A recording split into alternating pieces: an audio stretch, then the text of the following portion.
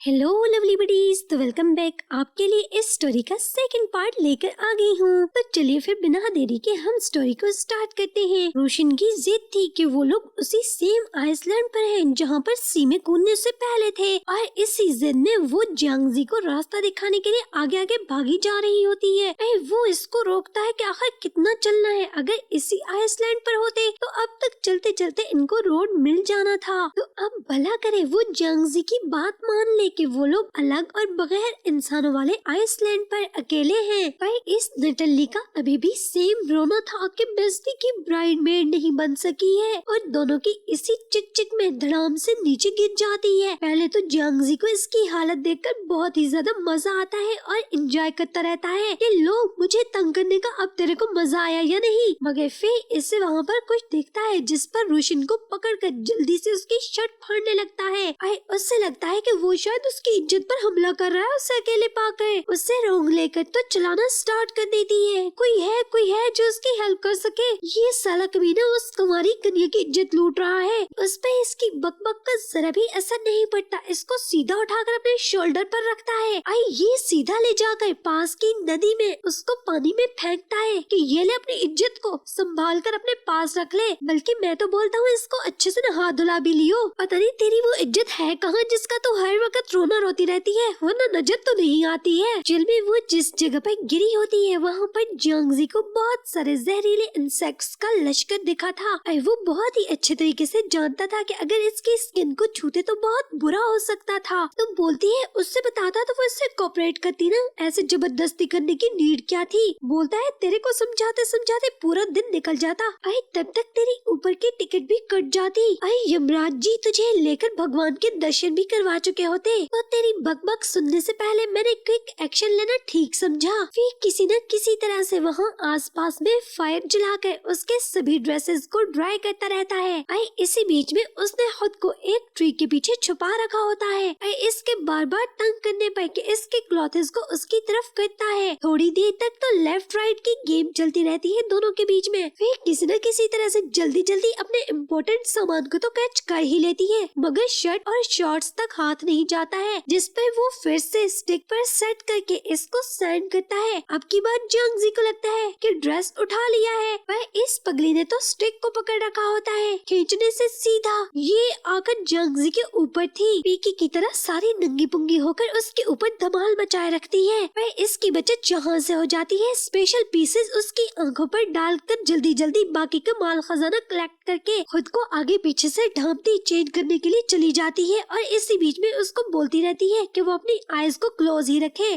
फिर जैसे तैसे कह के भी कुछ ड्रेस वेयर करती है। तो साथ में पूछती है कुछ देखा तो नहीं। बोलता है देखा तो कुछ नहीं है, भाई अगर देख भी लेता तो कौन सा फर्क पड़ जाना था। वैसे भी तेरे साथ रहकर मुझे कुछ फीलिंग्स नहीं आती है। बेचारी की फिर से ये ठा करके बेइज्जती हो जाती है। तो मन में बोलती है हाय रे राम, मेरे को कहाँ बीच में फंसा दिया है। तूने मेरे अंदर सारे का सारा माल तो फेमिनाइन फिट कर दिया है, पर ये साला कमीना मानने को रेडी ही नहीं है। पता नहीं क्यों हर समय मेरे को अपने सेक्शन में घुसाने पर टिका रहता है, बिकॉज इसको किसी तरह से लड़की मानने पर राजी ही नहीं था। जैसे ही ड्रेसअप होकर वहाँ पर आती है, आकर फिर से सारा इल्जाम जियांगजी पर था कि उनके साथ अब तक जो कुछ भी हो रहा है ये सब के सब उसकी वजह से हो रहा है। अगर वो एक्सक्लूसिव न्यूज लेने में उसकी हेल्प करता तो अभी वो इधर न होते और इतनी बुरी हालत इन लोगों की न होती। जिस पर वो भी इसको याद दिलाता है कि अबे मैडम, न्यूज को कवर करना तेरा काम है या फिर मेरा। मैं न्यूज एजेंसी में काम नहीं करता हूँ, बल्कि सिक्योरिटी एजेंसी को रन कर रहा हूँ, जिनका काम लोगों की प्राइवेसी को सेफ रखना होता है। तुम और तुम्हारे जैसी फैमिली के गुंडा रिपोर्टर से।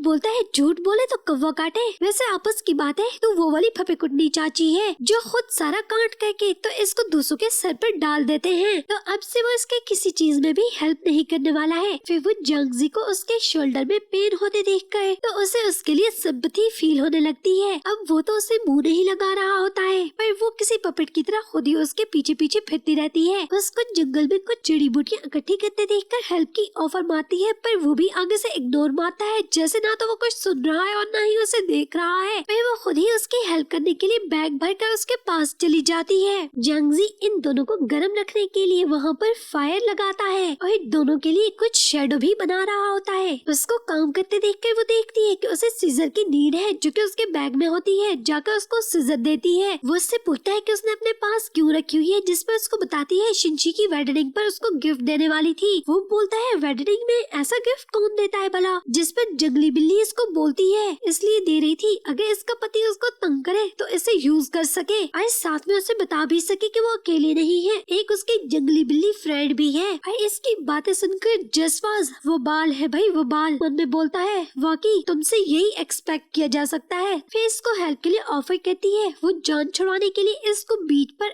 SOS लिखने के लिए बोलता है। उसे लगता है कि जियांगजी ने उसे कोई बहुत ही बड़ा काम दे दिया है। हैप्पी हैप्पी जाकर बनाने लगती है और वो अपने ठिकाने के लिए जगह बनाने लगता है। फिर इसको जी तोड़ जान लगाकर बड़ा सा SOS लिखते देखकर उसको थकते देखकर उसके पास चला जाता है। उसने इतना बड़ा लिखा होता है कि अंधे को भी दिखाई देने लगे। ये बाय एयर किसी को हेल्प के लिए पुकारने का तरीका था। वो इसको अप्रिशिएट करता है कि उसने बहुत अच्छा काम किया। फिर वहाँ से वापस जाते हुए इसका माल बाहर लटका देखकर हैरानगी से पूछता है कि ये माल तो तेरी शर्ट के अंदर नहीं चला गया था, बाहर किधर से आ गया फिर से, या फिर मेरे को ऐसे लग रहा है। जिस पर फौरन से अपनी चेस्ट पर हाथ रखकर बोलती है अबे इधर क्या देख रहा है। फिर उसको याद दिलाती है कि उसने बोला था ना कि हेल्प के लिए किसी आई कैचिंग फ्लैग को यहाँ पर लटकाना चाहिए, तो उससे और कुछ भी नहीं मिला। तो इसके पास आई कैचिंग सिर्फ एक ही चीज थी, तो उसने हेल्प के लिए इसे यहाँ पर लटका दिया है।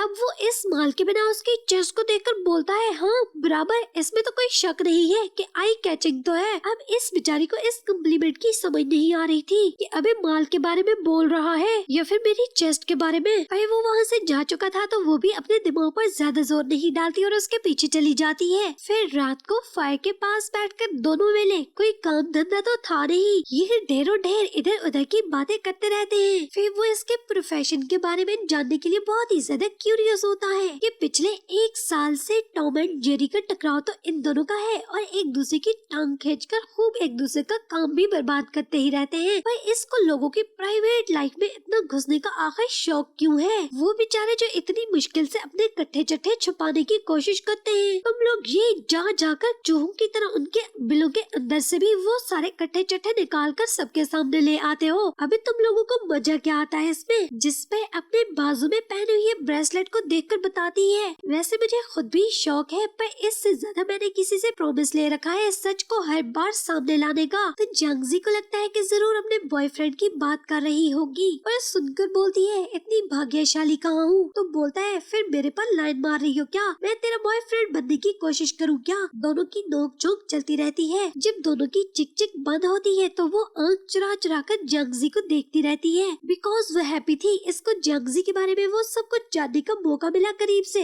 जिस सब की वजह से वो इससे कभी बुरा बोला करती थी, मगर अब वो इसे अच्छा लगने लगा होता है। इधर गुलिन भाई साहब को सोती शिनची को देखकर याद आता है जब छोटा हुआ करता था, छोटा सा चीकू टाइप किड। सब लोग उसके मोटा होने का मजाक उड़ाया करते थे, उसको बुली करते रहते थे। और वाहिद शिनची थी जो उसके लिए खाने की चीजें लाती थी, उसे बुली बच्चों से फाइट करने के लिए कॉन्फिडेंस दिया करती थी।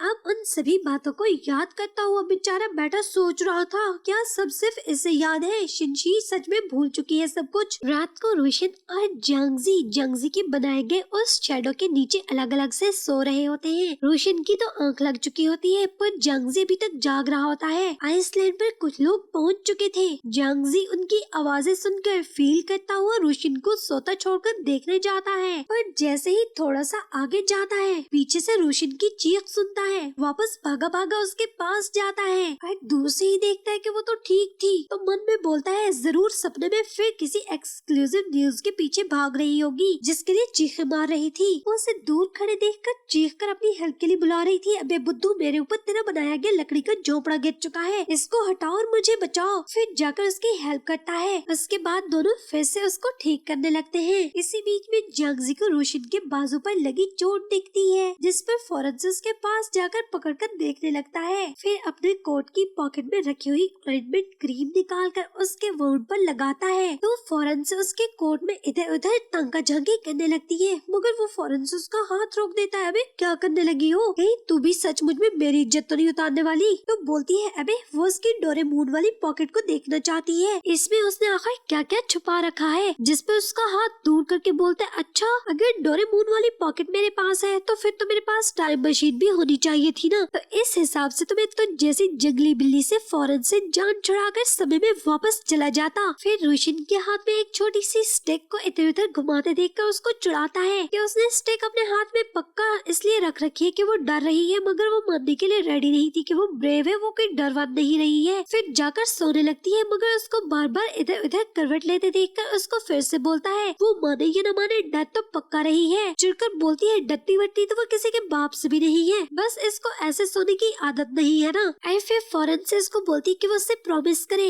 कि फिर से उसे सोते छोड़कर वो कहीं गायब नहीं होगा। शिनजी की आंख खुलते ही वो सबसे पहले गुलिन से रोशन के मिलने का पूछती है और वो उसको होप रखने का बोलता है कि जल्द ही रेस्क्यू टीम इनको खोज लेगी बिकॉज वो लोग आइसलैंड पर पहुंच चुके हैं। उसकी बात सुनकर शिनजी वापस जॉब पर जाना चाहती थी। गुलिन इसको पहले मिल्क पीने के लिए देता है ताकि उससे एनर्जी मिले। शिनजी जब मिल्क को ड्रिंक करने लगती है तब उसको पता चलता है कि मिल्क में हनी भी एडेड है, तो सोचती है कि गुलिन को कैसे पता कि वो भी हनी मिलाकर ही मिल्क ड्रिंक करती है। वो इसके सामने अपने फेस को स्क्वीज करने लगता है, सेम वैसे वो जैसे चाइल्डहुड में किया करती थी उसके फेस को। फिर गुलिन को उसके फेस के एक्सप्रेशन देखकर लगता है कि उसने रिकॉग्नाइज कर लिया होगा, मगर खुदा पहाड़ और निकला चूहा और वो भी मरा हुआ। वो तो बोल रही थी कि वो जान गई है वो भी हनी मिक्स करके ही मिल्क लेना लाइक करता है। वो वापस इसको ड्रॉप करने जाना चाहता होता है, मगर उसको रिक्वेस्ट करती है पहले की तरह हेलीकॉप्टर पर उसके साथ नहीं जाएगी, बाकी जैसे ले जाना चाहे चलेगी, अगर चलना पड़े तो भी चलेगी। फिर उसको अपनी गाड़ी पर ऑफिस लेकर जाता है। वो उसको थैंक्स करती है कि पहले उसको घर लेकर गया, अब फिर ऑफिस भी लेकर आया है, तो उससे अच्छे से वापसी के लिए ड्राइव करने का बोलकर चली जाती है। वो इसे रोकता है बिकॉज दोनों के पास एक दूसरे के सेल नंबर तो थे नहीं। दीदी बेचारी की तो जिन्हों को भी इल्म नहीं होता है, उसके लिए तो वो छोटा सा चीकू कब का भूल भुलैया हो चुका था। उस छोटे चीकू का जो कि अब बड़ा हो चुका था, उसका तो दीदी पर दिल लट्टू हो चुका है। शिनजी फिर इसे अपना बिजनेस कार्ड पकड़ा देती है ताकि वो रोशिद की न्यूज इसे बता सके। इधर उसके जाते ही मुड़कर देखती है अबे ये क्या, उसकी वो जलकुकड़ी कुलीग एला ने गुलिन का रास्ता रोक रखा था। इससे पहले कि इन दोनों के रिलेशनशिप का बांधा फूटे, फौरन से भागकर उसके पास चली जाती है कि अबे बला मेरे पति से क्या लेना देना है तेरे को, जिस पर वो भी बोलती है बुक सीटों से इसका क्या लेना देना, वो तो किसी खाली सीट की तलाश में है। फिर शिनजी के बोलने पर वो लोग अपने काम के लिए निकल ही जाते हैं। मॉर्निंग में जंगजी कुछ आग के लिए लकड़ियाँ वगैरह इकट्ठी करके लाता है। उसे रोशन आसपास कहीं भी नहीं दिखती है, उसको आवाजें लगाता है, वो वहाँ नहीं थी। फिर अचानक से उसकी नजर सामने सी पर पड़ती है, उसको सी में डूबती दिखती है, जिस पर हड़बड़ी में उसकी तरफ दौड़ लगा देता है। फिर इसको रेस्क्यू करके वापस ले आता है और ये जाकर गुस्से से सीधा पत्थर पर पटकता है कि आखिर उसके खराफाती दिमाग में चल क्या रहा है। क्या सोचकर वो स्विमिंग करने गई थी, क्या कहीं की स्विमिंग चैंपियन है जो तैर तैर कर घर पहुंच जाती। अब भीगी बिल्ली बनी बैठी थी उसकी डांट सुनकर, बिकॉज वो सच ही बोल रहा था। वो नटली तैर कर इस आइसलैंड से बाहर जाना चाहती थी कि जस्ट लाइक जैसे समुद्र ने इनको इस आइसलैंड पर फेंका है, तो इस बार उसी पिछले आइसलैंड पर शायद इसको जा फेंके। बेचारे को गुस्सा आता है सुनकर, तेरा दिमाग खराब है, मेरे को मालूम था, मगर तू तो पूरी की पूरी पागल है और आधा पागल मेरे को भी कर रही है, ये अब पता चला है। पहले तो बहुत गुस्सा आ रहा था, पर अब की बार उसकी रोनी शक्ल देखकर प्यार से समझाता है इस समय यहाँ वहाँ की बोगियां मारने के बजाय इन लोगों का सांस लेते रहना ज्यादा जरूरी है, ताकि जब इसकी रेस्क्यू टीम इनको बचाने के लिए आए तो लाशें उठाकर न लेकर जाए, बल्कि इनको जिंदा सलामत वापस ले जाए। तो उसकी बात सुनकर ओके बोल देती है कि इसकी इस खाली खोपड़ी में उसकी बात आ गई है। फिर इसको रेस्क्यू करते समय उसके सारा ड्रेस भी गीला हो चुका था, उसके सामने अपनी शर्ट्स और कोट्स उतारता रहता है ताकि इन सबको ड्राई कर सके। वो खुद को कोल्ड से बचाना चाहता था, तभी इसी बीच में वो उसके शोल्डर पर बहुत बड़े वाली चोट देखती है, जिस पर उसे लगता है कि शायद जंगजी को अभी उसे बचाते बचाते ये चोट लगी होगी। फिर वो उसे बताता है कि उसे तो ये चोट बोट के एक्सप्लोजन से लगी थी, जब वो रोशिन को बेहोश होने से बचा रहा था बलून बांधकर। अब की बार उसकी बात सुनकर तो उसको सही से इसके साथ एम्पैथी होने लगती है। उस बेचारे पर अफसोस होता है कि इसको बचाते बचाते कैसे वो खुद को जख्मी कर बैठा था, मगर फिर भी उफ किए बिना पिछले पूरे दिन से अभी तक इसकी ही केयर करता रहता है। फिर वो इसको खुद पर अफसोस करते सुनकर बोलता है कि उसके लिए तो लोगों की हेल्प करना ही एक बैज मिलने के जैसा होता है, इसे सिंपैथी या अप्रिसिएशन नहीं चाहिए होती है, इसके लिए किसी जान को बचा लेना इसके लिए सबसे बड़ी बात होती है। फिर वो उसे भी फौरन से अपना ड्रेस ड्राई करने का बोलता है ताकि कोल्ड से बच सके। वो जंगजी को मुश्किल में नहीं डालना चाहती थी, तो फौरन से बोलती है कि वो फायर पर ड्रेस ड्राई करना जानती है। फिर जंगजी उसकी लेग में पड़ी क्रैम्प की वजह से लंगड़ाता देखकर फिर से उसकी हेल्प हेल्प करने लगता है। आए उसे अपनी लेग का मसाज करते देखकर चोरी छुपी उसे देखकर मन में कहीं दूर परे जांगजी के लिए कुछ घंटियां सुनाई देने लगती हैं। आए अब की बात तो वो सही किसी पपी की तरह उसके सभी छोटे मोटे कामों में उसकी हेल्प करने लगी होती है। जैसे उसे नदी से पानी भरते देखकर फौरन पहले से जाकर नदी से पानी भरना, आए उससे पहले जाकर उसके लिए हर्ब्स तोड़ना। अब जांगजी को भी उसे देखकर थोड़ा थोड़ा मन में उसके लिए सॉफ्ट कॉर्नर बनने लगा होता है। फिर इनको वहाँ से गुजरते हुए